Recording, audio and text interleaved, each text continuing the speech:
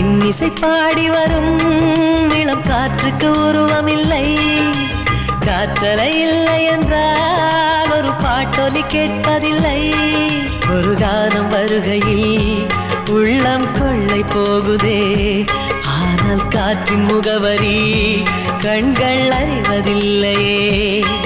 இந்த வாழ்க்கையே ஒரு தேடல் தான், அதை தேடி தேடி தேடும் மனது தொலைகிறதே. இன்னிசை பாடி வரும் இளம் காற்றுக்கு உருவமில்லை.